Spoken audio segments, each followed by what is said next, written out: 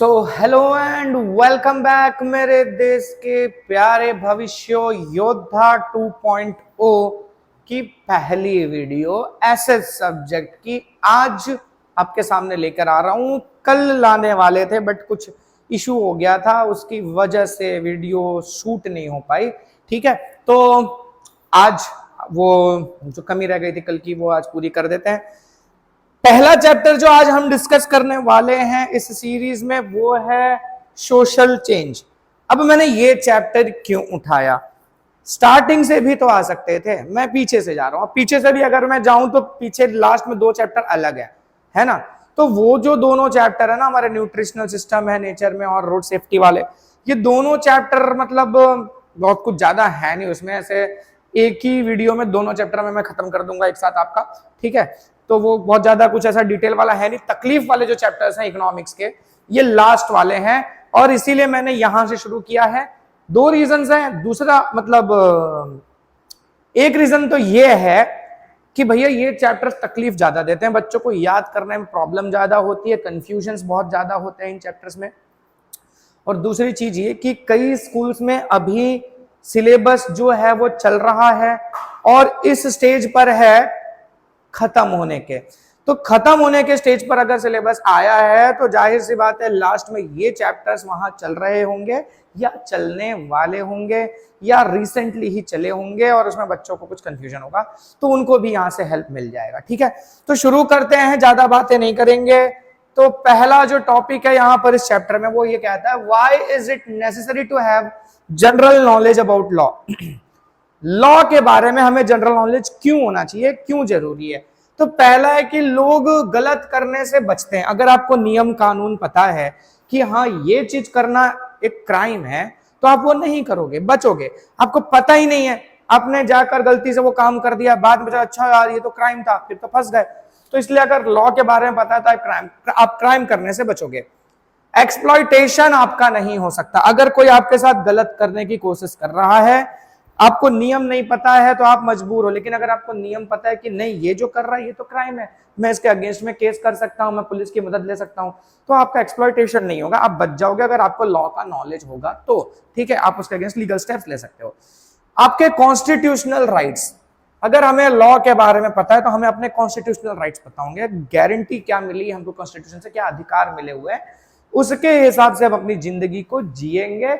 एक मतलब कह सकते हो कि अगर अपने राइट्स पता है तो आप हर जगह पर अपने राइट्स की डिमांड करके अपना काम पूरा कर सकोगे, एक अच्छी लाइफ जी सकते हो। ठीक है, अच्छा दूसरी चीज, लीगल प्रोविजंस के बारे में अगर आपको पता है तो आपका अपना प्रोटेक्शन हो सकता है और आपका ग्रोथ हो सकता है। जैसा उससे रिलेटेड यही ऊपर वाले पॉइंट से कि अगर आपको सारे नियम कानून पता है तो अगर कोई गलत करने की कोशिश कर रहा है तो आप उसके सामने अड़ सकते हो, अपने लॉ के रिगार्डिंग अपने फायदे ले सकते हो, और ये चीज आपके ओवरऑल डेवलपमेंट में, आपके ग्रोथ में यानी कि फ्लरिशमेंट में आपको हेल्प करता है। ठीक है, फिर अगली चीज क्या है, अच्छा सॉरी यहां से लेंगे इसको, लॉयल्टी टुवर्ड्स सोसाइटी। अगर आपको नियम कानून पता है तो आप अपने देश के प्रति लॉयल रह के, ईमानदार रह के अपने देश के प्रति कंट्रीब्यूट कर सकते हो।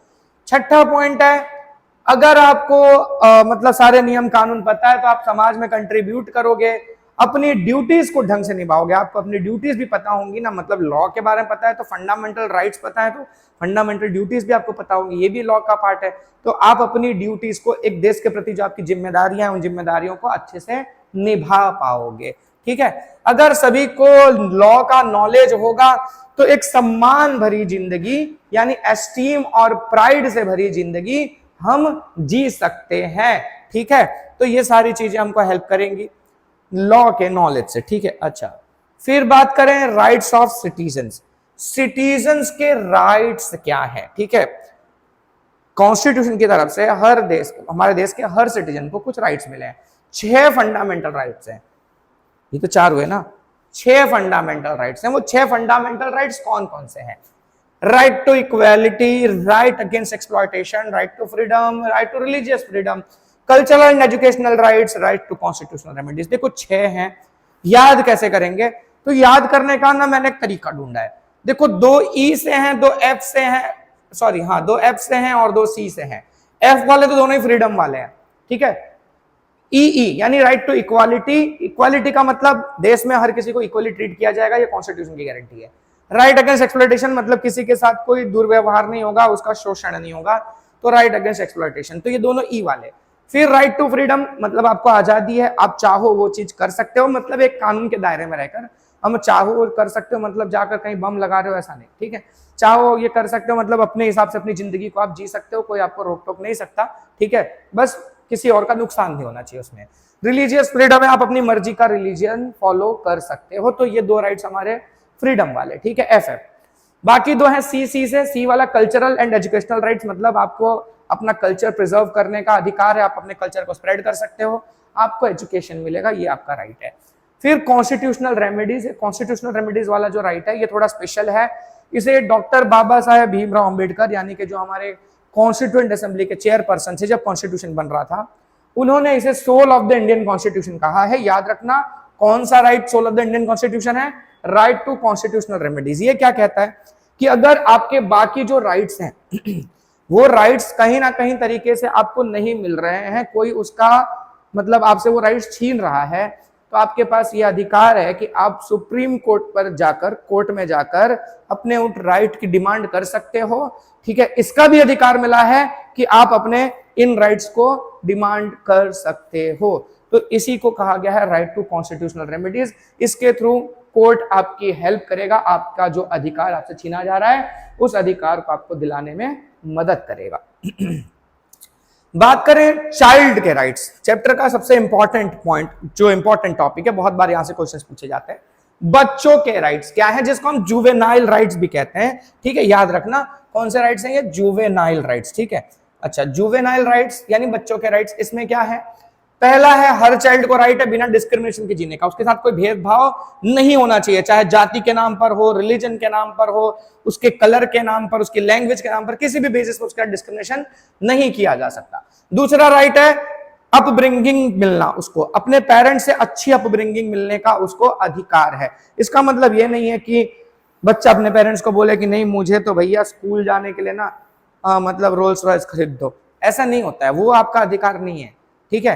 पेरेंट्स की जो मतलब इनकम है, जो पेरेंट्स का लिविंग स्टैंडर्ड है, उस स्टैंडर्ड के हिसाब से पेरेंट्स अपने बच्चे को अच्छी चीज प्रोवाइड करे। वैसे ही पेरेंट्स अपने लेवल से बाहर जाकर ही बच्चों के लिए करते हैं, लेकिन मान लो कुछ लोग समाज में ऐसे भी होते हैं जो गलत काम करते हैं, तो उस केस में बच्चे को अधिकार है कि उस हिसाब से जो पेरेंट्स का लिविंग स्टैंडर्ड है उस हिसाब से वो अपने लिए डिमांड कर सकता है उस तरह का लिविंग स्टैंडर्ड पाने का, ठीक है। तो प्रॉपर अपब्रिंगिंग उसको मिलना चाहिए। दूसरा, उसको उसके पेरेंट्स से बिना किसी सॉलिड ग्राउंड के अलग नहीं किया जा सकता, कोई किसी बच्चे को अपने पेरेंट्स से अलग नहीं कर सकता, ठीक है। अच्छा, it's a legal right of child to get education, हर बच्चे को एजुकेशन पाने का लीगल राइट है। एजुकेशन बाय बर्थ उसको राइट दे दिया गया, कॉन्स्टिट्यूशन के फंडामेंटल प्रोविजन से मेंशन किया गया है, ठीक है। अभी हम आरटीई जो राइट टू एजुकेशन आगे पढ़ेंगे उसमें भी डिस्कस करेंगे। Every child has the right to lead healthy life, एक हेल्दी जिंदगी जीने का उसको अधिकार है, ठीक है। तो ये देश की, इस समाज की जिम्मेदारी बनती है कि हर बच्चे को इस देश के अच्छी लाइफ, हेल्दी लाइफ प्रोवाइड की जाए, एक क्लीन एटमॉस्फेयर प्रोवाइड किया जाए, ठीक है। वो कई तरह के अपने गेम्स वगैरह में पार्टिसिपेट कर सकता है, मतलब अपना मेंटल वेलबींग, फिजिकल वेलबींग दोनों पर फोकस कर सकता है।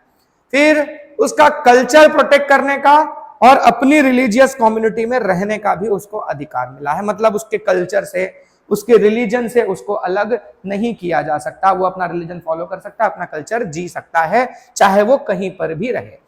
फिर every child has right to protect himself against any physical और मेंटल टॉर्चर, किसी भी तरह का फिजिकल और मेंटल टॉर्चर किसी बच्चे के साथ नहीं होना चाहिए, उससे प्रोटेक्शन पाने का अधिकार है बच्चे को, ठीक है। इसीलिए ये प्रोविजंस लाए गए हैं हमारे देश में कि अगर कोई ऐसा करता है तो वो बहुत ही बड़ा क्राइम काउंट किया जाता है और उसके लिए सख्त सजा का भी प्रोविजन है।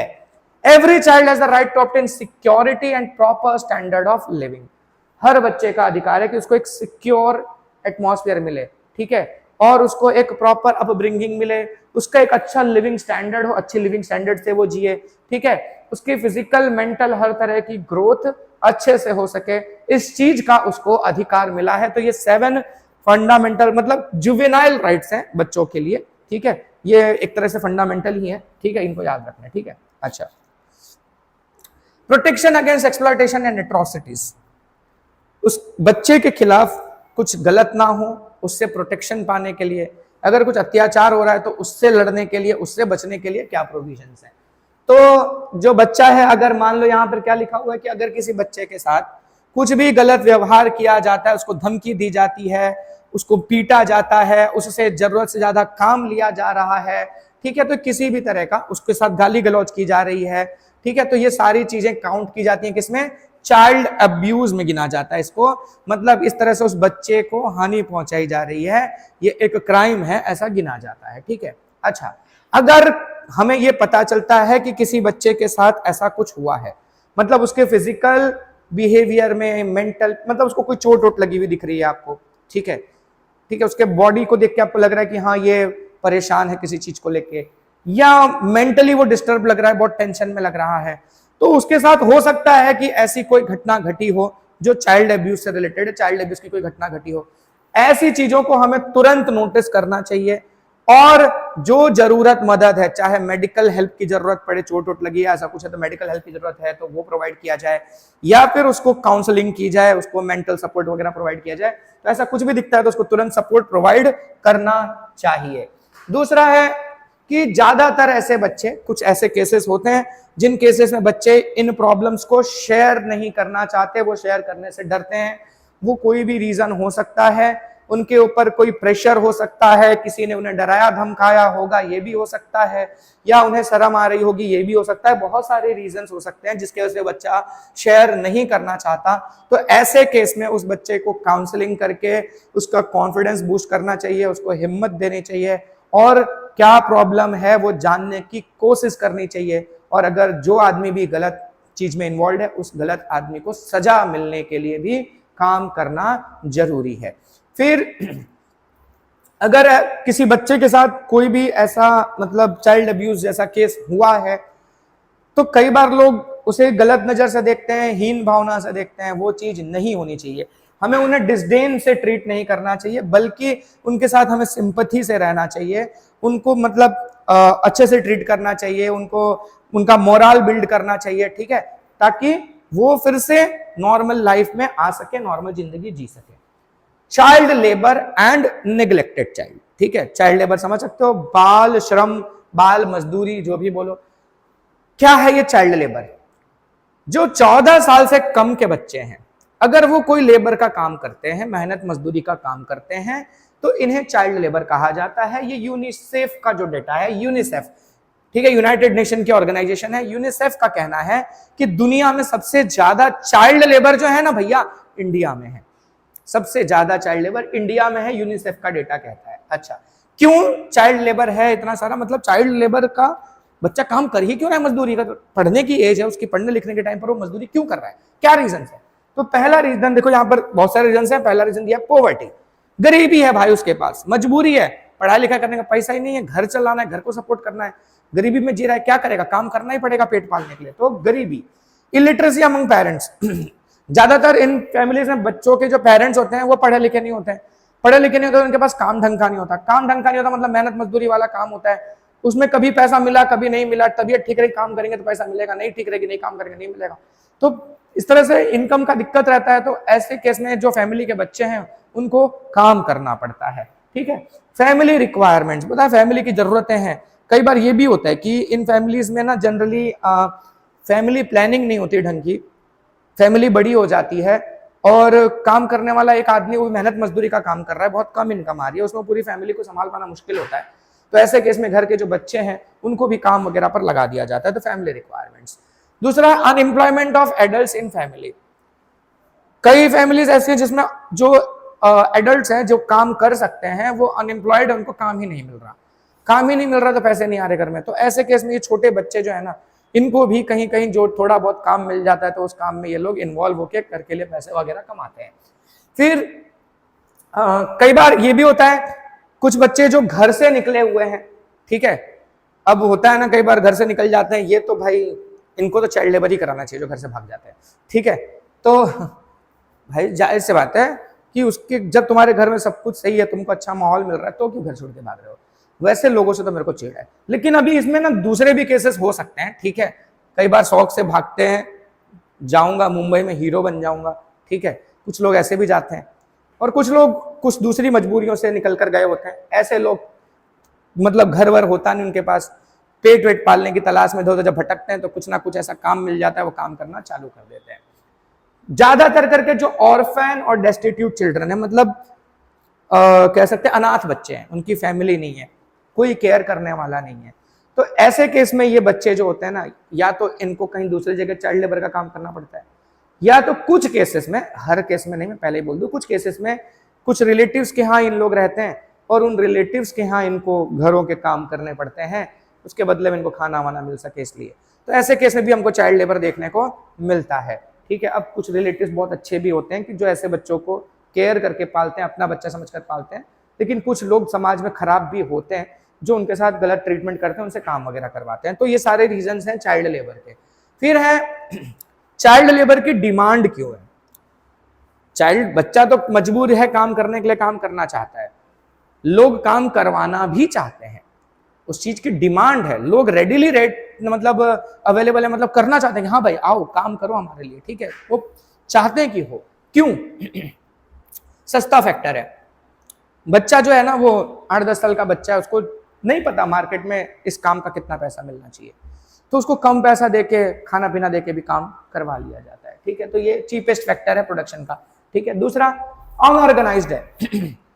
अनऑर्गेनाइज्ड मतलब समझ रहे हो ना, क्योंकि उसको समाज का, दुनियादारी का, ये सब का नियम नहीं पता, तो उसको कई बार डरा धमका के भी काम करवाया जा सकता है, कुछ लालच देके भी काम करवाया जा सकता है, ठीक है। उसको नहीं पता कि इस चीज का कितना पैसा मिलना चाहिए, या उसके अपने अधिकार उसको नहीं पता है, ठीक है। 6 घंटे का काम है, उसको 10 घंटे काम करवा रहे हैं, ठीक है। तो उसको ये भी अधिकार नहीं है कि भाई गवर्नमेंट के हिसाब से नियम, मतलब उसको पता ही नहीं है कि गवर्नमेंट की तरफ से नियम है कि भाई इससे ज्यादा नहीं काम करवा सकते, तो वो अनऑर्गेनाइज, उसको चीजें नहीं पता, तो उसको गलत तरीके से उससे काम करवा लिया जाता है, ठीक है। फिर कई बार बताया ना, जैसे डरा धमका कर, जो ऊपर के केस में डिस्कस कर रहे थे वैसा ही मिलता जुलता, डरा धमका कर उनको जरूरत से ज्यादा टाइम तक काम करवा लिया जाता है, या कई बार लालच देकर भी उनको जरूरत से ज्यादा काम करवा लिया जाता है, ठीक है। अच्छा, फिर चौथा है आसानी से अवेलेबल है। हमारे देश में तो खास करके जहां ज्यादा गरीबी होगी, वहां मजबूरी होगी लोगों के पास, और जाहिर सी बात है अवेलेबल होंगे बच्चे काम करने के लिए, तो आसानी से मिल भी जाता है, ठीक है। पांचवा है रूरल एरियाज में कई बार बच्चे जो हैं अपनी फैमिली के रिक्वायरमेंट्स को फुलफिल करने के लिए हेल्पिंग हैंड की तरह काम करते हैं, चाहे अपने खेतों में काम करें, चाहे किसी और जगह पर काम करें, फैमिली के सपोर्ट के लिए उनको काम करना पड़ता है ताकि फैमिली का गुजारा चल सके, ठीक है। तो ये रीजंस हैं हमारे चाइल्ड लेबर की डिमांड के, ठीक है। फिर रेमेडीज, अब जाहिर सी बात है रोकना तो पड़ेगा, तो कैसे रोकेंगे? तो कॉन्स्टिट्यूशनल प्रोविजंस हैं, कुछ नियम कानून बनाए गए हैं कि 14 साल से कम एज के बच्चे को फैक्ट्री या ऐसी जगहों पर काम पर लगाया नहीं जा सकता, अगर कोई ऐसा करता है तो उसके ऊपर एक्शन लिया जाएगा। फिर किसी भी तरीके से चाइल्डहुड में जो बच्चा है, मतलब अपने बचपन में जो जी रहा है बंदा, उसको किसी भी तरीके से आप उसके जो फिजिकल और मेंटल कंफर्ट्स हैं उस चीज से उसको आप अलग नहीं कर सकते, मतलब उससे मजदूरी नहीं करवा सकते, ठीक है। उसकी जिंदगी है एंजॉय करने की, ठीक है, उसका समय है पढ़ने का, तो उसके उस लाइफ में वो जिए, उसको दूसरी तरह की चीजों में इन्वॉल्व करना, एक्सप्लॉइट करना गलत है। आफ्टर इंप्लीमेंटेशन ऑफ कॉन्स्टिट्यूशन और with in 10 years, constitution implement होने के 10 साल के अंदर फ्री एजुकेशन, 6 से 14 साल तक के बच्चों के लिए फ्री एजुकेशन का अरेंजमेंट करना है, ये प्रोविजन कॉन्स्टिट्यूशन में था, ठीक है। हालांकि समय लग गया इस चीज को इंप्लीमेंट होने के लिए, कॉन्स्टिट्यूशन बनाया गया तभी कह दिया गया कि देश आजाद हुआ है, कॉन्स्टिट्यूशन अप्लाई हो रहा है, उसके 10 साल के अंदर ये प्रोविजन कर दो कि 14 साल तक के बच्चों को फ्री एजुकेशन प्रोवाइड किया जाए गवर्नमेंट की तरफ से, पर वो ज्यादा लेवल तक इंप्लीमेंट नहीं हो पाया, बहुत लंबे समय तक, ठीक है। तो ये प्रोविजन था, ठीक है। अच्छा, फिर क्या बोल रहे हैं यहां पर, स्टेट गवर्नमेंट, सेंट्रल गवर्नमेंट से 2009 में लॉ बनाया कि 6 से 14 ईयर्स तक के जो बच्चे हैं उनको free and compulsory education provide किया जाएगा। 2009 में जाकर फाइनलाइज हुआ, ये सब कुछ हो गया, उसके पहले तक टूटे फूटे तरीके से काम चल रहा था, सोचो। फिर है protection of elderly and helpless, बच्चों की समस्याएं देख ली, अब एल्डरली लोगों की, जो सीनियर सिटीजन हैं उनकी भी देख लेते हैं। आज की अगर हम बात करें तो समय में मॉडर्न फैसिलिटीज अवेलेबल हो गई है, मेडिकल साइंस इंप्रूव हो गया है, बहुत सारी बीमारियों की ट्रीटमेंट हो गई है, इसकी वजह से ना लोगों की एवरेज लाइफ जो है इंडिया में 4.3 ईयर्स जितनी बढ़ गई है।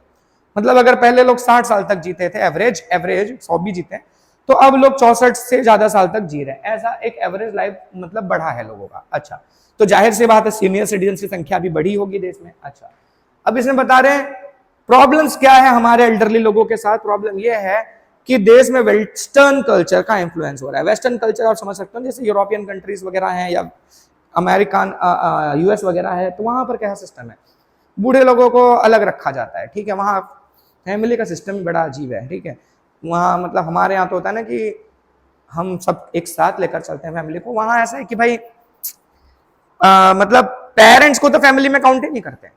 ठीक है, मतलब दो लोग होंगे, हस्बैंड वाइफ होंगे और उनके बच्चे, यही फैमिली है, यही काउंट किया जाता है। वहां हमारे यहाँ ऐसा नहीं है भाई, हमारे यहाँ सबको फैमिली में काउंट करते थे। लेकिन अब वेस्टर्न कल्चर का इन्फ्लुएंस हमारे देश में भी होने लग गया है। तो हमारे देश में भी लोग क्या सोच रहे हैं ना कि वैसी ही जिंदगी हम भी जिए, इंडिपेंडेंट रहे, अलग से रहे, पेरेंट्स के प्रेशर में ना रहना पड़े। ऐसा बहुत सारे लोग प्रेफर कर रहे हैं। न्यूक्लियर फैमिलीज में रहना पसंद कर रहे हैं, मतलब छोटी फैमिलीज में रहना पसंद कर रहे हैं कि उस हिसाब से उनकी इकोनॉमी अच्छी रहेगी, मतलब कम पैसा लगेगा, खर्चा कम होगा, पेरेंट्स के ऊपर खर्चा करना पड़ेगा ना, खुद के ऊपर खर्चा करेंगे, ऐसी जिंदगी जिएंगे। ये सब सोच लोगों की होती जा रही है। इस वजह से ना जो सीनियर सिटीजन है हमारे, उनके साथ बहुत सारी प्रॉब्लम्स हो रही हैं। उनको ओल्ड एज होम्स में रहना पड़ रहा है मजबूरी में जाकर, तो ऐसी सिचुएशन हो रही है। ठीक है, इस समस्या को पूरी दुनिया में देखते हुए यूनाइटेड नेशंस की नजर पड़ी 1999, ठीक है, को मतलब इन सीनियर सिटीजन्स के लिए डिक्लेयर किया गया क्या, इंटरनेशनल एल्डरली ईयर। मतलब अब यूनाइटेड नेशन काम करने लग गया कि भाई दुनिया भर में जो एल्डरली लोग हैं, सीनियर सिटीजन है, उनके भी कुछ राइट्स बनाए जाए, उनके राइट्स के लिए भी काम किया जाए, लोगों को मोटिवेट किया जाए, इनके साथ अच्छा बिहेव करें, इनको प्रोटेक्ट करें, उन सब चीजों के लिए। तो इसी में कुछ चीजें शुरू की गई, कुछ फेस्टिवल टाइप के और मतलब प्रोग्राम्स वगैरह ऑर्गेनाइज किए जाने लग गए। तो इंटरनेशनल एल्डरली ईयर याद रखना कौन सा साल है, 1999। ठीक है, इसके अलावा हर साल 1 अक्टूबर को वर्ल्ड एल्डरली पीपल डे की तरह सेलिब्रेट किया जाने लग गया इंटरनेशनल लेवल पर।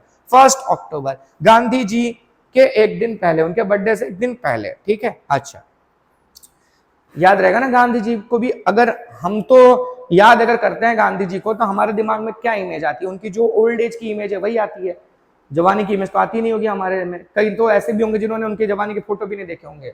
ठीक है, तो ओल्ड एज का ही दिमाग में आता है, तो उस हिसाब से कंपेयर कर लेना, 2 अक्टूबर 1 अक्टूबर। ठीक है, अच्छा फिर 1999 में गवर्नमेंट ने national policy for the senior citizens नाम की पॉलिसी बनाई।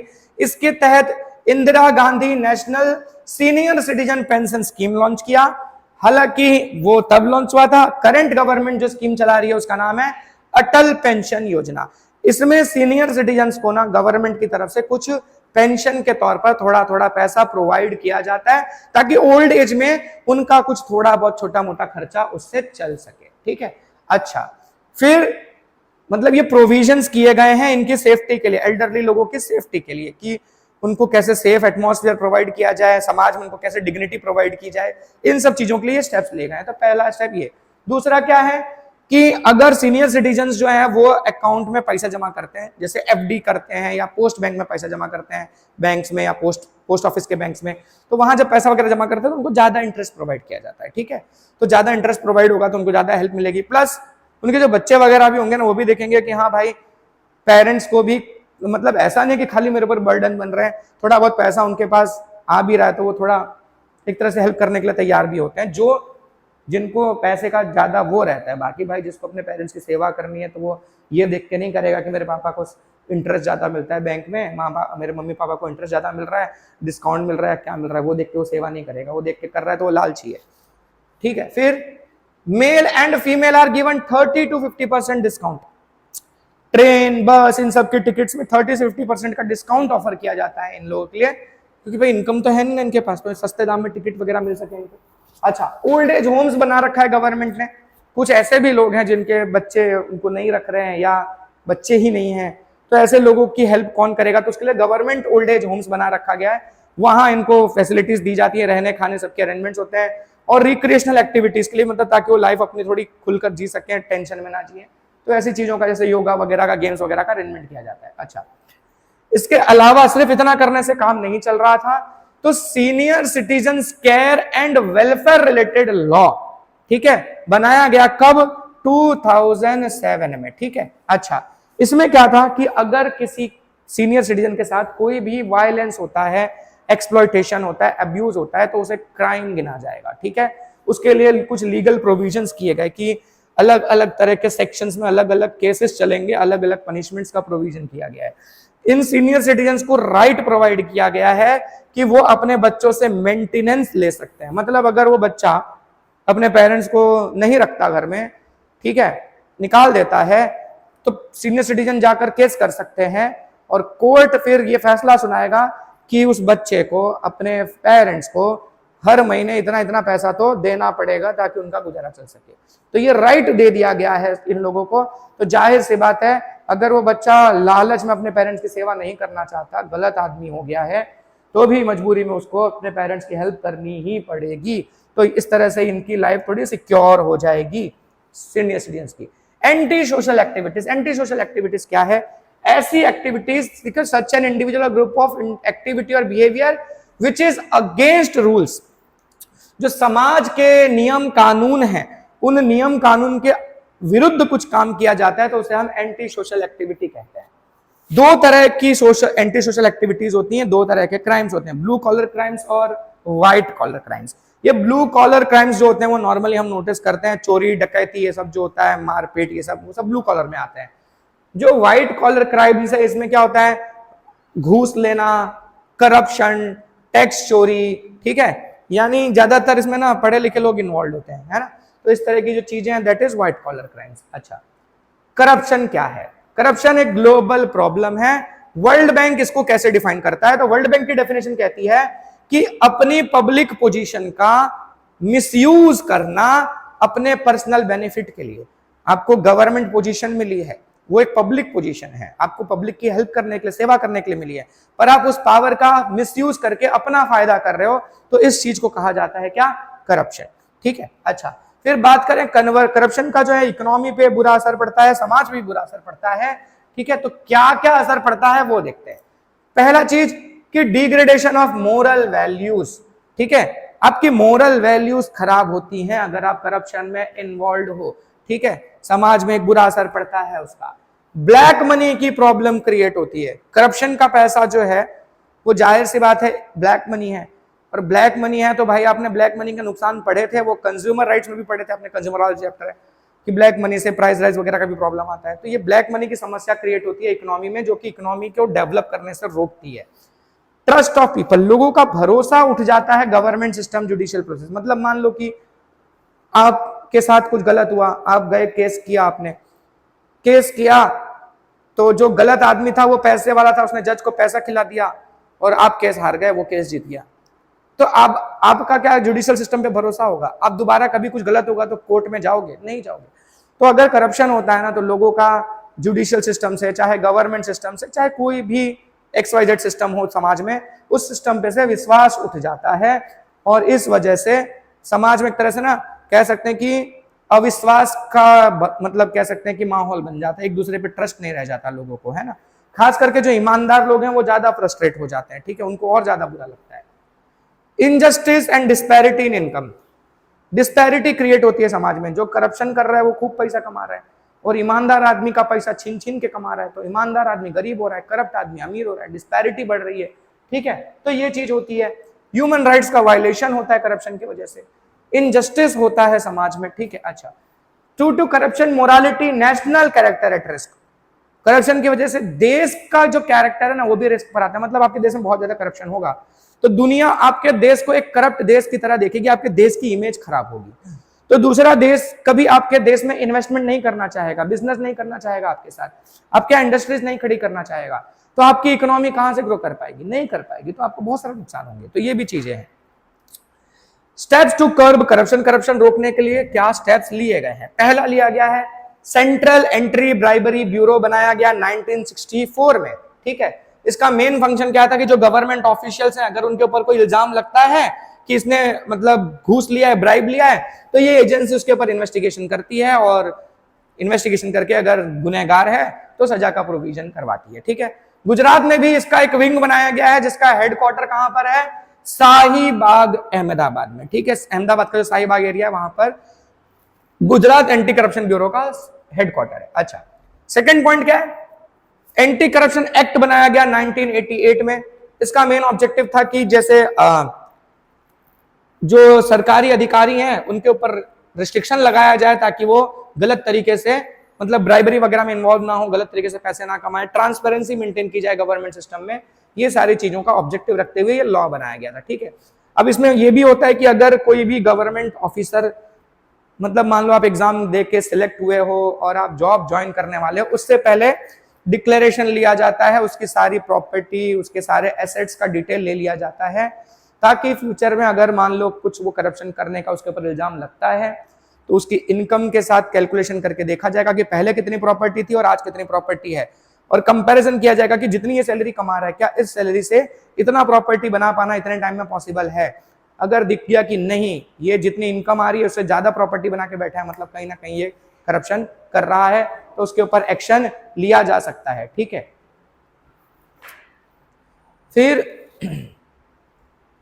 Right to information 2005 and citizens charter, RTI लाया गया 2005 में, जिसमें क्या होता है कि मतलब कोई भी सिटीजन, कोई भी गवर्नमेंट का जो प्रोजेक्ट वगैरह चल रहा है उसमें कितना पैसा लग रहा है, ठीक है, कौन कौन इन्वॉल्व है, ठीक है, वो जो टाइम है कितना टाइम लग रहा है, उसका चीजों का डिटेल ले सकता है। अब उससे क्या होगा ना कि अगर कुछ करप्शन का डाउट लगता है सिटीजन्स को, सिटीजन्स खुद आप आरटीआई फाइल कर सकते हो और डिटेल ले सकते हो उस प्रोजेक्ट की। आपको डिटेल्स मिले तो आपको अगर डाउट होता है कि हाँ यहाँ कहीं कुछ गड़बड़ का चांस लग रहा है तो आप केस कर सकते हो, कोर्ट में ले जाके मैटर उठा सकते हो और उसके ऊपर केस चलेगा और आगे जो भी रिजल्ट आएगा उसके हिसाब से आगे फैसला किया जाएगा। Recently central government has enacted black money act 2005 में ब्लैक मनी एक्ट बनाया गया। ठीक है, फिर फीमा में चेंजेस लाए गए। फीमा क्या है? फॉरेन एक्सचेंज मैनेजमेंट एक्ट, मतलब जो दूसरे देशों से पैसा आता है उसको बदल के इंडियन करेंसी में कन्वर्ट किया था ना, इसमें बहुत धांधली होती थी, तो इसके अंदर कुछ रूल्स एंड रेगुलेशंस को लेकर बदलाव लाए गए। मनी लॉन्ड्रिंग एक्ट वगैरह में भी बदलाव लाए गए।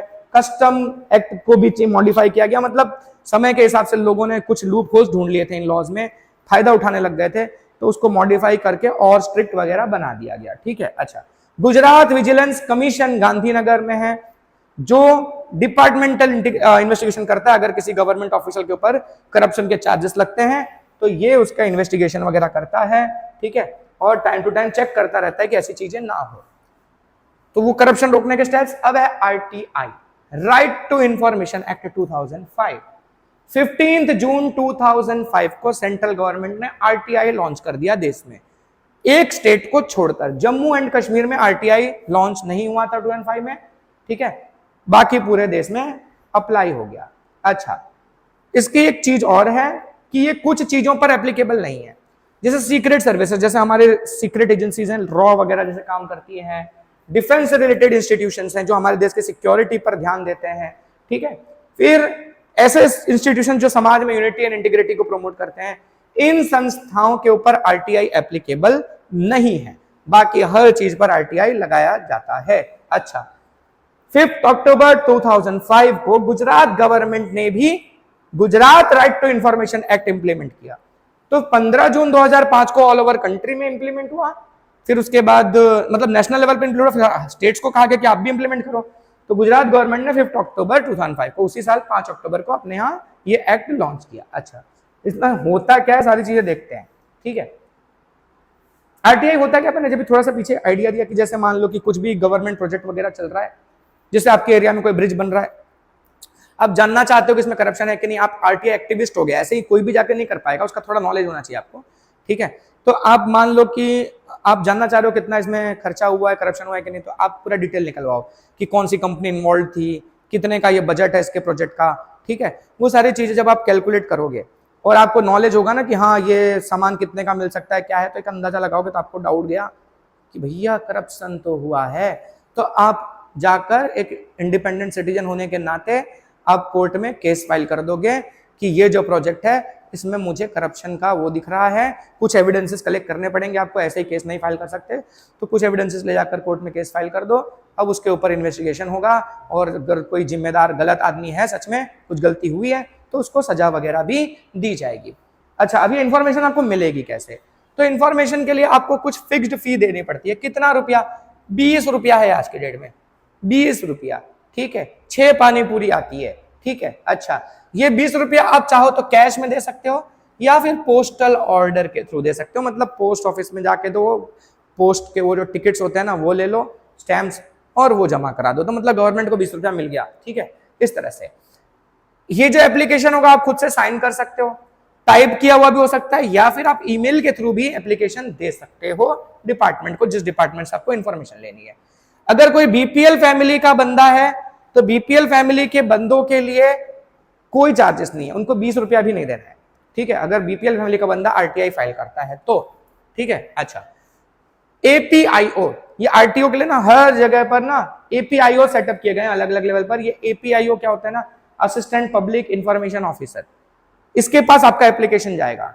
ये एपीआईओ क्या करेंगे, आपका एप्लीकेशन लेने के बाद आपको एक आईडी प्रोवाइड कर देंगे कि जब भी मतलब आपको चेक करना है कि आपका एप्लीकेशन का स्टेटस क्या है, कहां तक पहुंचा है, आपको रिस्पॉन्स मिल रहा है कि नहीं मिल रहा है, कहीं रिजेक्ट तो नहीं हो गया है, तो वो आईडी डालकर आप ऑनलाइन चेक कर सकते हो कि आपका एप्लीकेशन का स्टेटस क्या है। अच्छा, 30 दिन के अंदर एपीआईओ को इंफॉर्मेशन देना पड़ेगा, या तो वो इंफॉर्मेशन देंगे या तो वो आपको बता देंगे कि आपका जो एप्लीकेशन है ना वो रिजेक्ट हो गया या जो भी है, या आगे फॉरवर्ड हुआ है कि नहीं हुआ है। तो इंफॉर्मेशन 30 दिन के अंदर देना ही पड़ता है, ये रूल बनाया गया है। अच्छा, अगर आपको इंफॉर्मेशन नहीं मिलती है 30 दिन के अंदर, ठीक है, या मना कर दिया गया है कि नहीं हम इंफॉर्मेशन नहीं दे सकते, किसी रीजन की वजह से मना भी कर सकते हैं, तो उस केस में आप पब्लिक इंफॉर्मेशन, ये असिस्टेंट पब्लिक इंफॉर्मेशन ऑफिसर है, तो ये पब्लिक इंफॉर्मेशन ऑफिसर है, इनके पास जा सकते हो और 30 डेज के अंदर यहां से इंफॉर्मेशन कलेक्ट कर सकते हो। अगर वहां पर भी ऐसा ही कुछ होता है, इंफॉर्मेशन नहीं मिलती या फिर रिजेक्ट हो जाता है, तो आप स्टेट के chief information officer, assistant public information officer, public information officer, chief information officer, तो लास्ट स्टेज है चीफ इंफॉर्मेशन ऑफिसर, उनके पास आप एप्लीकेशन दे सकते हो। और वहां का ये कंडीशन है कि 90 डेज का टाइम आपसे लिया जाएगा और उसके अंदर आपको क्लियरली बता दिया जाएगा कि इंफॉर्मेशन मिलेगी कि नहीं मिलेगी, और नहीं मिलेगी, रिजेक्ट कर दिया गया, तो अब बात ज्यादा कूदने का मतलब नहीं, मतलब आपका जो एप्लीकेशन आप गलत डिमांड कर रहे हो, ऐसा। Law regarding right to free and compulsory education, RTE 2009, बताया ना कि जब कॉन्स्टिट्यूशन बना तभी कहा गया था कि 10 साल के अंदर इंप्लीमेंट करना है, इंप्लीमेंट होते होते 2009 आ गया। अच्छा, 86th अमेंडमेंट, याद रखना कौन सा अमेंडमेंट हुआ था, 86th अमेंडमेंट जब हुआ तब आरटीई लॉन्च हुआ। इसमें प्रोविजन ये था कि 6 से 14 साल तक के जितने भी बच्चे होंगे देश में, इनको फ्री एंड कंपल्सरी एजुकेशन मिलेगा। फ्री एंड कंपल्सरी एजुकेशन कहां मिलेगा, गवर्नमेंट इंस्टीट्यूशंस में मिलेगा, प्राइवेट में नहीं। ठीक है, नहीं तो कल जाके स्कूल में बोलोगे आरटीई है देश में, आप लोग मेरे से फीस क्यों ले रहे हो। ठीक है, तो वैसा नहीं है। अच्छा, क्या प्रोविजन है, सारे स्टूडेंट्स को एडमिशन मिलेगा बिना किसी डिस्क्रिमिनेशन के, कोई भेदभाव किए बिना हर किसी को एडमिशन दिया जाएगा। ठीक है, अच्छा, किसी भी तरह की extra fees, capitation fees, admission fees, ऐसी कोई भी डिपॉजिट ऐसा कुछ भी उनसे नहीं लिया जाएगा एडमिशन के लिए। ठीक है, एडमिशन के दौरान बच्चे की एज 6 साल हो गई होनी चाहिए, 6 से कम एज होगी तो नहीं देंगे।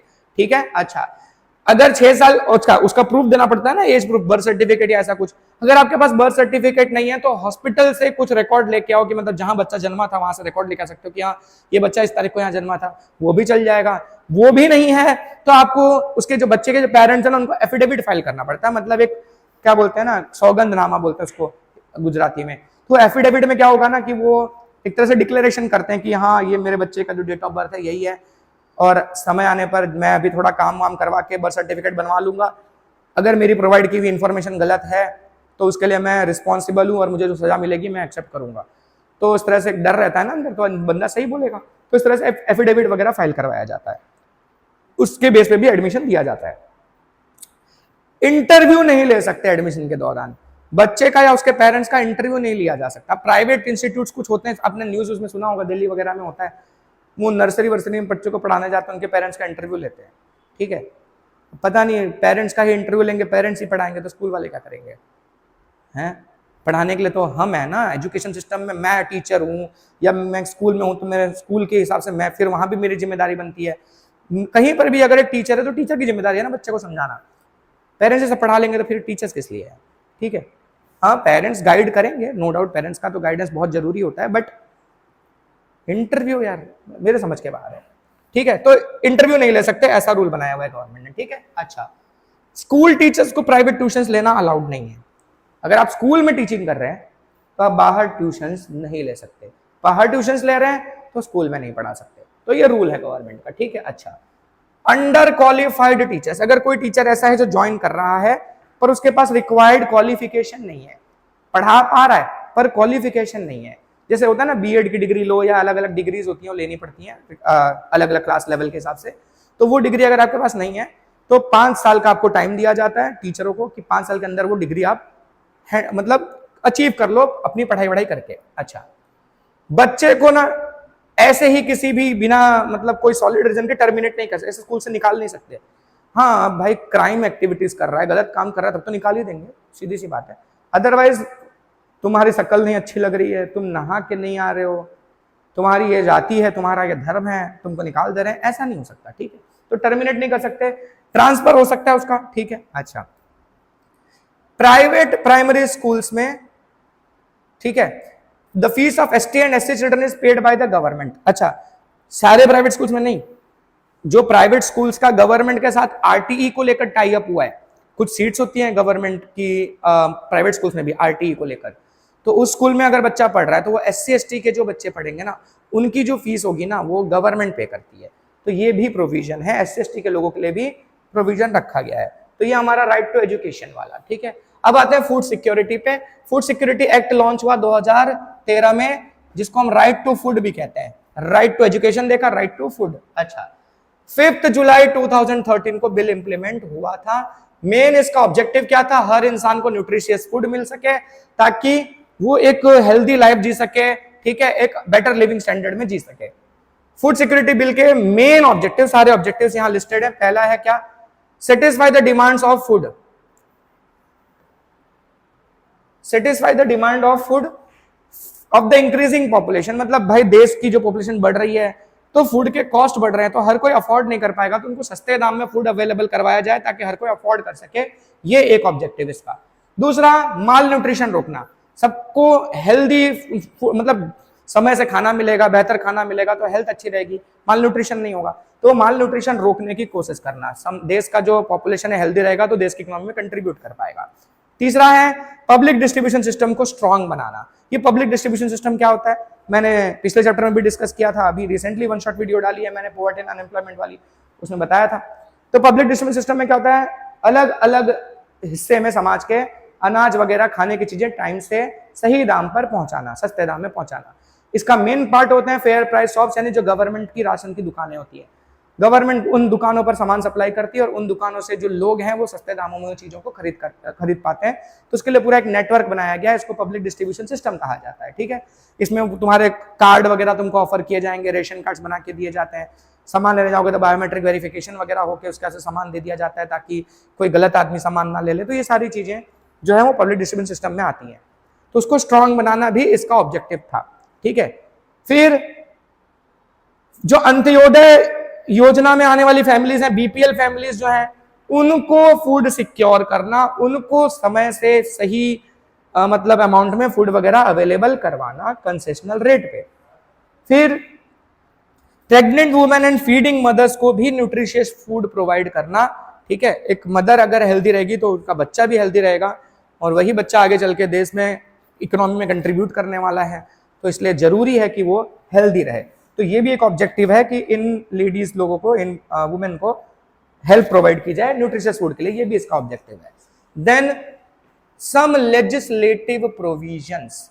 अच्छा, कुछ मतलब स्कीम तो बना दी, ये ऑब्जेक्टिव है स्कीम का, तो उसको लॉन्च करने के लिए, इंप्लीमेंट करने के लिए भी तो कुछ कानून बनाने पड़ेंगे। तो इंप्लीमेंट में क्या क्या किया गया है? मां अन्नपूर्णा योजना, ये पॉवर्टी एंड अनएम्प्लॉयमेंट वाले टॉपिक में भी पढ़ा था हमने, मां अन्नपूर्णा योजना। इसमें क्या था? गुजरात गवर्नमेंट की तरफ से अंत्योदय फैमिलीज को 35 KG food grains free of cost दिया जाता है, बिना किसी पैसे के दिया जाता है। इसके अलावा कुछ मिडिल क्लास फैमिलीज को व्हीट प्रोवाइड किया जाता है 2 rupees per KG, rice provide किया जाता है 3 रुपीज पर केजी, और कोर्स ग्रेन्स जैसे कि ज्वार बाजरा वगैरह प्रोवाइड किया जाता है एट 1 रुपीज पर केजी, ठीक है। लेकिन इसमें फिक्स्ड क्वांटिटी होगी और कुछ गिने चुने टाइम पर ही मिलेगा, ऐसा, ओके। फिर at the time of maternity, मतलब जब वुमेन कोई प्रेग्नेंट होती है तो वुमेन को गवर्नमेंट की तरफ से, किसकी तरफ से? सेंट्रल गवर्नमेंट की तरफ से 6000 रुपीज का हेल्प प्रोवाइड किया जाएगा ताकि वो मेडिसिन को लेके मेडिसिन का कुछ खर्चा निकल सके, थोड़ा हेल्दी चीजें मतलब फ्रूट वगैरह जैसी चीजें खरीद के खा सके, तो उसके लिए 6000 का गवर्नमेंट हेल्प प्रोवाइड करती है। फिर इसके अलावा दूसरा क्या है, फूड सिक्योरिटी अलावेंस। किसी को अनाज नहीं दिया जा रहा है तो उसके बदले में उसको पैसे दिए जाते हैं कि वो पैसे से अनाज खरीद सके। मान लो कि उस एरिया में गवर्नमेंट अनाज नहीं पहुंचा पा रही है, अनाज पहुंचा पाना गवर्नमेंट के लिए महंगा पड़ रहा है या दिक्कत हो रही है कुछ, तो वो वहां पर उनको पैसा दे दिया जाएगा ताकि वो लोग लोकल मार्केट से चीजें खरीद सके। अच्छा, फिर इसके अलावा every month sugar, iodise salt, kerosene, edible oil. Edible oil जो है वो साल में 2 बार, बाकी ये सब चीजें, ठीक है, ये लोगों को प्रोवाइड किया जाता है। बाकी खाली दाल चावल थोड़ी खा के जिएंगे भाई, और भी चीजें चाहिए ना, तो ये भी इनको प्रोवाइड किया जा रहा है, ठीक है। अच्छा, और कैसे रेट पर? सब्सिडाइज रेट पर, मतलब जो मार्केट में प्राइस है उससे बहुत कम रेट पर इनको चीजें अवेलेबल करवाते हैं। कौन देता है ये?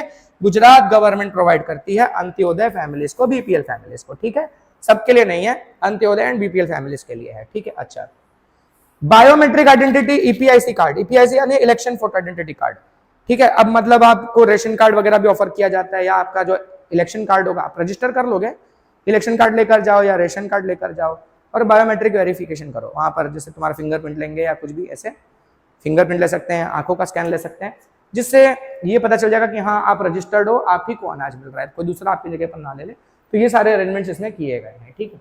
अच्छा, जो मैंने पीछे बताया ना उसी के हिसाब से सारे मिलते मिलते बता दिए गए। दिव्यांग, डिफरेंटली एबल्ड, वैसे लोग पहले अपाहिज अपाहिज बोलते तो अच्छा नहीं लगता था, उसके लिए एक अलग वर्ड यूज करना जाने मतलब शुरू कर दिया गया, दिव्यांग, सम्मान प्रोवाइड करने के लिए, ठीक है। अच्छा, इसमें क्या है कि इनके लिए क्या किया गया, education for visually impaired, hearing impaired children, जो सुन नहीं सकते या देख नहीं सकते उनके लिए अलग से पढ़ाने का अरेंजमेंट किया जाता है। जैसे नहीं देख सकते उनके लिए ब्रेल वगैरह का अरेंजमेंट करके देंगे, जो सुन नहीं सकते उनको साइन लैंग्वेजेस में सिखाया जाएगा, तो उनको पढ़ने लिखने का अरेंजमेंट करवाया जाए, ये प्रोविजन लाया गया है एजुकेशन को लेकर, ठीक है। फिर उनकी जो मजबूरियां हैं, जैसे उस हिसाब से उनके लिए सिलेबस वगैरह डिजाइन किया जाए, ठीक है, सिलेबस कम होगा, ठीक है, जो जो चीजें उनको सिखाई जा सकती हैं साइन लैंग्वेज की मदद से या ब्रेल के थ्रू, वो चीजें उनको सिखाई जाए और वही चीजें उनको एग्जाम में पूछी जाए, तो उस हिसाब से स्पेसिफिक टारगेटेड सिलेबस वगैरह या करिकुलम वगैरह उनके लिए बनाया जाए उनकी जरूरतों के हिसाब से। फिर क्या है, लगातार इनके ऊपर नजर रखना है, ठीक है, कि इनका जो डेवलपमेंट हो रहा है, प्रोग्रेस जो हो रहा है पढ़ाई में ना, उसको लगातार मॉनिटर करना कि सही ढंग से हो रहा है कि नहीं, उस पर नजर रखना चाहिए। ये सारे प्रोविजन है, ठीक है। और क्या प्रोविजन है, जरूरत के हिसाब से उनको व्हीकल्स वगैरह प्रोवाइड करना, जैसे वो पैर से दिक्कत है तो उनको वो व्हील चेयर वगैरह प्रोवाइड करते हैं, बैटरी ऑपरेटेड गाड़ियां देते हैं उनको, ठीक है, तो इससे वो मूवमेंट वगैरह कर सके, तो इस तरह की उनको हेल्प वगैरह प्रोवाइड करना ताकि बच्चे स्कूल वगैरह भी आ जा सके, ठीक है। फिर अच्छा, ये जो यहाँ 4 लिखा था यहाँ वापस 1 आ गया, ये 5 है, ये 6 है, ये 7 है, ये 8 है, 8 पॉइंट्स लिए हैं मैंने, वैसे बहुत सारे पॉइंट्स है बुक में, मैंने 8 पॉइंट्स लिए हैं। 8 पॉइंट लिखोगे 4 मार्क्स, 4 मार्क्स से ज्यादा क्वेश्चन नहीं आता ना आपका, तो 8 पॉइंट में काम हो जाएगा। अच्छा, फिर to conduct survey in every 5 year, हर 5 साल सर्वे करो कि जो ये स्कीम्स लॉन्च की गई हैं, जो इंप्लीमेंट की गई हैं, क्या इसका बेनिफिट हो रहा है कि नहीं, बच्चों को सही से उनको एजुकेशन मिल पा रही है कि नहीं मिल पा रही है, नहीं मिल पा रही है तो उसके लिए क्या सोल्यूशन करना है वो भी सोचो, तो हर 5 साल में सर्वे किया जाएगा, ठीक है। अच्छा, फिर रिसोर्स रूम बनाया जाए ताकि उनके लिए ना अलग अलग तरह के ना इक्विपमेंट्स वगैरह रखे जाएं, उनको पढ़ने में हेल्प मिल सके उसके लिए, तो एक्टिविटीज वगैरह करवाई जा सके, उसके लिए एक अलग से रिसोर्स रूम उनके लिए बनाया जाना चाहिए बच्चों के लिए, ठीक है। अच्छा, स्कॉलरशिप प्रोवाइड की जाए उनको, ठीक है, स्कॉलरशिप वगैरह प्रोवाइड होगी तो क्या है ना कि और मोटिवेट होंगे पढ़ने वगैरह के लिए, ठीक है।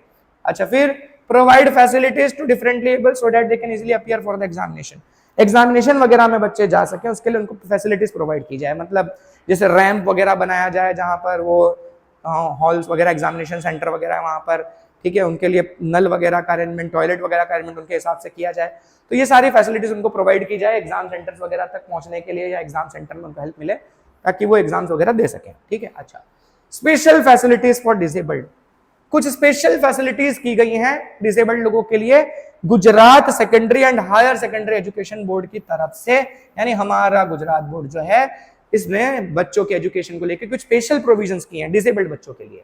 पहला क्या है, इनके लिए कोई एग्जामिनेशन फीस नहीं है, जैसे हम लोगों की जब एग्जाम होने से पहले हम फॉर्म फिलअप करते हैं तो फॉर्म का कुछ फीस लगता है ना, वो इनको नहीं देना है। सब्जेक्ट चॉइस में रिलैक्सेशन है, ये कम सब्जेक्ट्स पढ़ सकते हैं।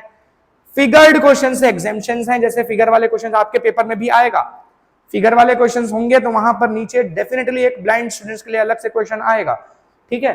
तो अब जो ब्लाइंड स्टूडेंट्स हैं उनको फिगर वाले क्वेश्चंस नहीं करने होते, उनके लिए ऑप्शन में दूसरे क्वेश्चंस आते हैं। फिर रिलैक्सेशन इन लिंग्विस्टिक स्पेलिंग्स, अगर स्पेलिंग मिस्टेक्स वगैरह करते हैं बच्चे, मात्रा का मिस्टेक करते हैं, तो उसमें उनको उसके लिए उनके मार्क्स नहीं काटे जाते, उनको छूट मिलती है। 30 मिनट एक्स्ट्रा टाइम दिया जाता है 3 घंटे के पेपर में। आपका 3 घंटे का पेपर होगा तो उनका 3.5 घंटे का पेपर होगा। फिर राइटर की फैसिलिटी प्रोवाइड करते हैं, जिसका हाथ का दिक्कत वगैरह है तो उसके लिए एक स्क्राइब बनाया जाता है, मतलब वो बोलेगा और दूसरा बंदा लिख देगा, तो वो स्क्राइब की फैसिलिटी प्रोवाइड की जाती है उनको। फिर 20 मार्क्स पासिंग है उनके लिए, 100 में से 20 मार्क्स, मतलब 20% पासिंग मार्क्स होता है उनका, ठीक है। अच्छा, हमारा 33% होता है, उनका 20% होता है। सिटिंग अरेंजमेंट इनके लिए ग्राउंड फ्लोर पर ही रखा जाएगा डिसेबल्ड बच्चों के लिए, इनको फर्स्ट फ्लोर सेकंड फ्लोर पर जाने की जरूरत नहीं, सीढ़ी वीडी के थ्रू कैसे जाएंगे, तो उसके लिए स्पेशल अरेंजमेंट किया जाता है। अच्छा, फिर उनके लिए स्पेसिफिक फर्नीचर्स वगैरह जो जैसा सूट कर सके बेंच वेंच बैठने के लिए, उस हिसाब से उनके लिए स्पेसिफिक फर्नीचर या जो इक्विपमेंट्स हैं वो वहां अरेंज करवाया जाता है। ब्लाइंड स्टूडेंट्स के लिए ब्रेल वगैरह में पेपर बनाए जाते हैं तो छू छू के वो समझ सके, ठीक है। अच्छा, इसके अलावा स्कीम्स जो चलाई गई हैं गवर्नमेंट की तरफ से वो क्या क्या है। पहली चीज है provide education to different level through task analysis, work analysis, separate toilet bathroom to provide facility, मतलब एजुकेशन प्रोवाइड करने में किसी भी तरह के रिस्ट्रिक्शंस ना हो, उनको मोबाइल ऐप्स के थ्रू भी हेल्प मिले, पढ़ाया जा सके, ठीक है। उनके लिए टॉयलेट बाथरूम ये सब की फैसिलिटीज वगैरह करवाई जा सके एजुकेशन सेंटर्स पर, ये सारी चीजों का अरेंजमेंट किया गया है। 4% सीट्स रिजर्व की गई हैं, 4% सीट्स, ठीक है, इनके लिए इंस्टीट्यूशंस में रिजर्व करके रखी गई हैं, प्राइवेट और गवर्नमेंट और प्राइवेट एम्प्लॉयमेंट में, मतलब कि अगर 100 लोगों की जॉब निकल रही है तो 4 जॉब जो होगी उसमें से डिसेबल्ड लोगों के लिए होगी, डिफरेंटली एबल्ड लोगों के लिए होगी। फिर कंसेशन वगैरह प्रोवाइड किया जाता है, वो एसटी बसेस या रेलवे वगैरह में रेगुलर ट्रैवल करने के लिए पास वगैरह बनता है तो उसमें इनको कंसेशन मिलता है, डिस्काउंट मिलता है। अच्छा, इसके अलावा इनके जो यूज के इक्विपमेंट्स हैं जैसे कि अबेकस है, कैलिपर्स हैं, क्रचेस हैं, फिर ब्रेल टेक्स्ट बुक्स हैं, प्रिंटेड मटेरियल बड़े बड़े, ठीक है, हियरिंग एड्स, ये सारी चीजें इनको प्रोवाइड करवाई जाती हैं सस्ते दाम में, और कई बार तो उनको फ्री ऑफ कॉस्ट भी प्रोवाइड करवाई जाती हैं, ठीक है। फिर क्या है, ये लोग खेल महाकुंभ जैसी चीजों में पार्टिसिपेट कर सकें, इसका भी अरेंजमेंट करवाया जाता है, इनके लिए अलग से गेम्स वगैरह करवाए जाते हैं। फिर फैसिलिटेट एसेसिबल लाइब्रेरीज ये एस्पेक्ट्स कर सके ऐसा अरेंजमेंट किया जाता है, मतलब कि बताया ना जैसे कि जाने आने में दिक्कत होगा तो रैंप बनाएंगे, फर्नीचर उस हिसाब से बनाएंगे कि उस पे वो लोग बैठ के आराम से पढ़ सके कंफर्टेबली, तो इस तरह का उनके लिए लाइब्रेरी में अरेंजमेंट वगैरह करवाया जा सके, ठीक है। हर साल 3 दिसंबर को वर्ल्ड डिसेबल्ड डे की तरह मनाया जाता है। फिर ट्रांसपोर्ट, मतलब अगर वोटिंग करने जा रहे हैं तो जहां वोटिंग सेंटर यानी पोलिंग बूथ है वहां तक जाने के लिए उनका ट्रांसपोर्ट अरेंजमेंट करवाया जाता है इलेक्शन वगैरह के दौरान, ठीक है। इसके अलावा जो ये इलेक्शन आइडेंटिटी कार्ड है ना, ईपीआईसी कार्ड है, और जो बैलेट पेपर है, जैसे कुछ तो मशीनों में भी होता है, मशीन के भी बगल में ना वो ब्रेल में लिखा रहता है कि ये कौन सी पार्टी का क्या सिंबल है, ऐसा पता चल सके, ठीक है। फिर अगर पेपर में अगर बैलेट पेपर भी आता है जैसे पंचायत इलेक्शन में स्टैंप मारना होता है, तो वो पेपर भी उनके लिए जो ब्लाइंड लोग होते हैं उनके लिए ब्रेल में छपा रहता है, तो छू के पता कर सकते हैं कि हाँ ये कौन सी पार्टी का क्या है, उस हिसाब से वोट कर सकते हैं, वैसा अरेंजमेंट किया गया। और पोलिंग सेंटर्स तक जाने के लिए फैसिलिटी भी प्रोवाइड करवाती है गवर्नमेंट। तो ये सारे अरेंजमेंट्स डिसेबल्ड लोगों के लिए स्पेशल अरेंजमेंट्स वगैरह जो स्कीम्स चलाई गई हैं वो स्कीम्स है, ठीक है। ऐसे और भी हैं पर मैंने इतनी ही डाली है जितने आपके काम किया। तो ये चैप्टर यहाँ खत्म होता है, ठीक है। तो कमेंट सेक्शन में कैसा लगा बताना और लोगों तक इसको शेयर करना, और मिलते हैं नेक्स्ट वीडियो में बहुत जल्द। अच्छा, एक चीज और बता दूं कि देखो अभी ना थोड़े वीडियोस धीरे धीरे आएंगे, ठीक है। इस महीने के एंड तक थोड़ा थोड़ा करके एक दो करके वीडियोस आएंगे। दिसंबर से धीरे धीरे वीडियोस की फ्रीक्वेंसी बढ़ेगी, यानी जल्दी जल्दी ज्यादा वीडियोस आना चालू होंगे, ठीक है। तो उस हिसाब से अभी हम चलेंगे, तो चैनल पर कनेक्टेड रहना और जितना ज़्यादा लोगों को हो सके बता भी दो कि भाई उनको भी हेल्प मिल सके। तो मिलते हैं नेक्स्ट वीडियो में, टिल देन